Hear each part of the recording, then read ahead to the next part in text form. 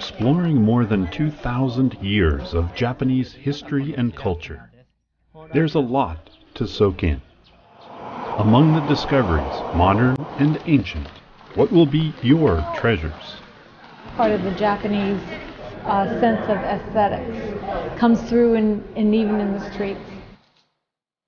Today, like many of the other days that we spent in Japan, there's a big variety of activities that are going to be happening. So what I'm looking forward to is the variety.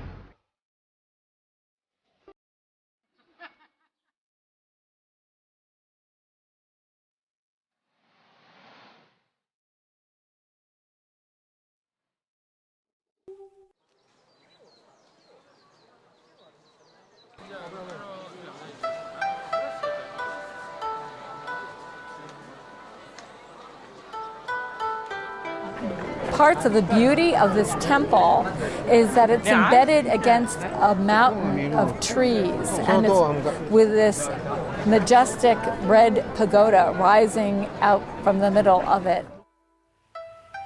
Kiyomizu-dera is a Buddhist temple and a UNESCO World Heritage Site. The name comes from the waterfall within the complex. Drinking the water here, according to local belief, conveys wish-granting powers. We've really enjoyed looking at the people who are coming to this temple. There's lots of Japanese school groups, and then at this temple we've seen a number of young women dressed in kimonos, and that's always so much fun. At every turn, there's something really beautiful and incredibly photogenic. The garden complex at the Temple of the Golden Pavilion is an example of the classical age of Japanese garden design, with a highly intentional relationship between buildings and their landscape settings.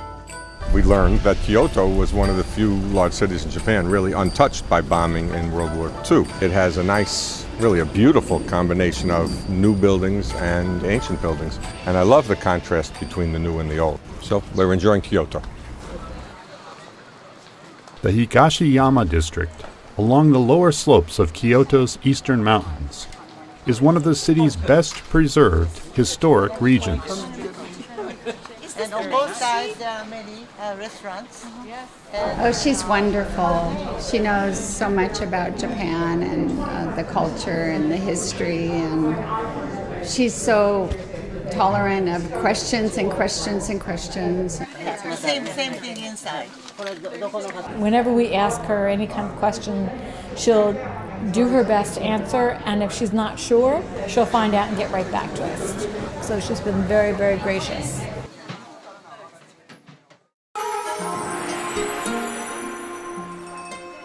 Just 20% of Japan's land is suitable for farming.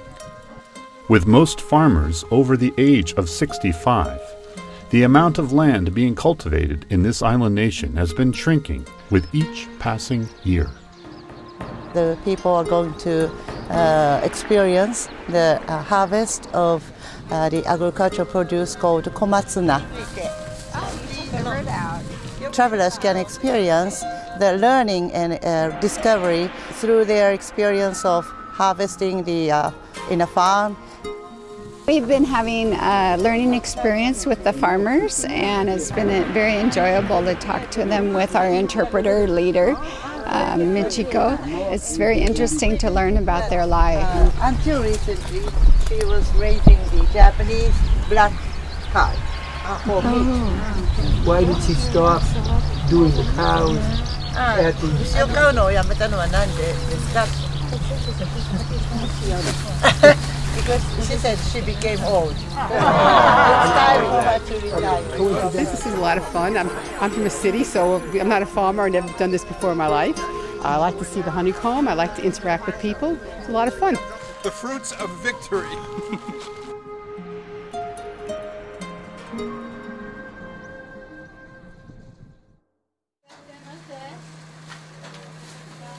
This place is called Hekitei.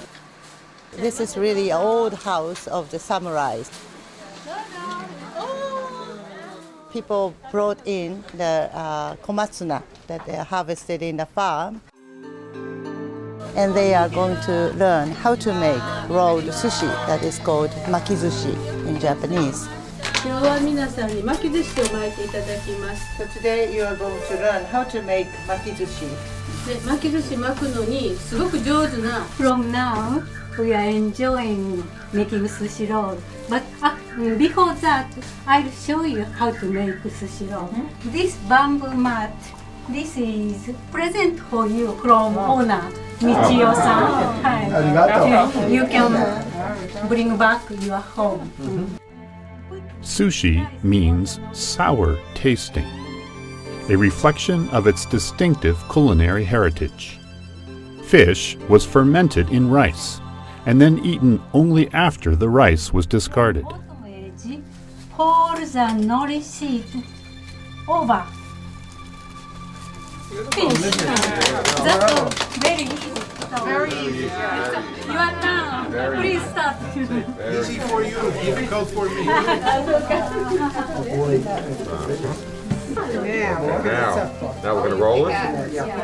The opportunities that we have to do the daily life, such as cooking, gives us a chance to take a break from all the intellectual learning and actually have hands-on and a lot of fun, laughing at ourselves, trying to do something that we can't really do very well. This is the rice, nice and tight. The husband's falling apart, loose, nuts. Oh, no need to point that out. It speaks for itself. These are the cooked vegetables in the plate. And this brown one is fried tofu. This 300-year-old house was that of a famous samurai in the region. Samurai warriors included men, women, and children, all trained in the martial arts.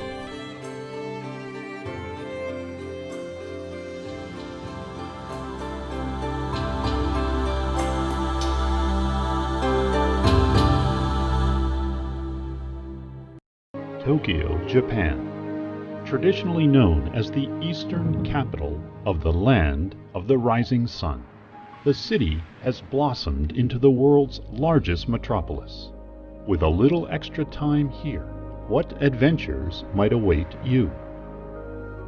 Perhaps a leisurely visit to the stunning Kiyosumi Garden, or a brisk stroll through the bustling Tsukushi Market, or even a quick bite of sushi before hopping on the world-class Tokyo Metro. Since 1927, the Metro has served the city with an efficiency that is unsurpassed.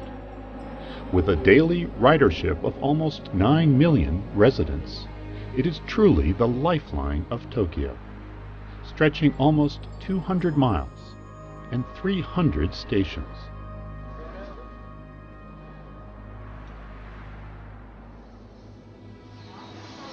A 3-minute walk from the Metro lies the Kiyosumi Garden.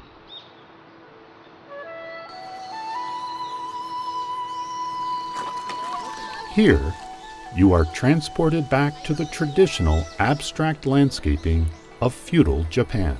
It's like a picture postcard. Very nice.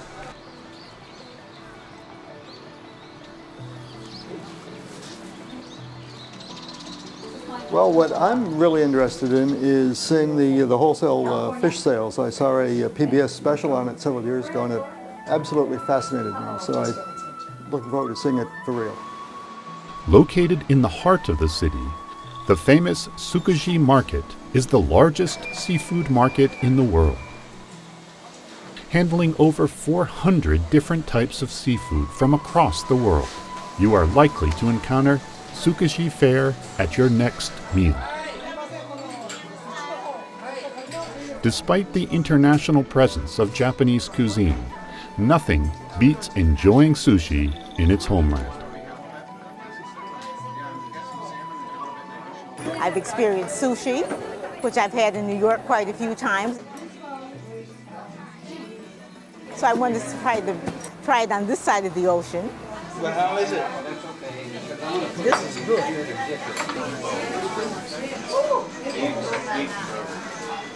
Experience both the ultra-modern excitement and the historical intrigue of this truly global city.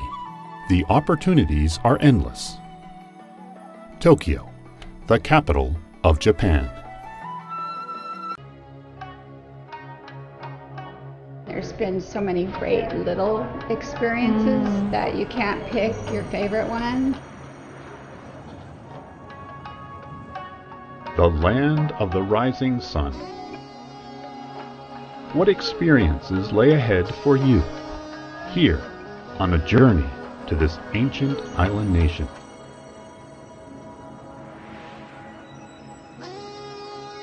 We set off to see temples and shrines, and we ended up by having such a wonderful time just interacting with the people. Japan is a beautiful country filled with very, very polite people. We knew we would enjoy this trip. My name is Toshi Inoguchi. I'm from Yokohama, Japan. I'm the trip leader of OAT's Cultural Treasure Japan. The house in front, this is used as a kind of a museum. And on the right side, this is still used by a family. Yeah. I was grown up in the Chiba prefecture near Tokyo. That was the little fisher town. I'm very interested in history and traveling, so I work as a tour leader. At the same time, I study myself old and the middle and modern history of Japan. Of course, we'll visit the famous and beautiful sites or the temples, but also I try to include the other things which can be very memorable to the travelers. Japan has the very long history and of course the very beautiful nature, and I find that the travelers are very much impressed with the beauties of the Japanese gardens or the buildings or the statues of the Buddha. Kanto, of course, is one of the most beautiful gardens in Japan. The cherry blossoms, they bloom for only a short while, at most 2 weeks, and it's gone. This fits to the Japanese people's sentiment. Please come and visit so that you can also see the beauty in many ways in Japan.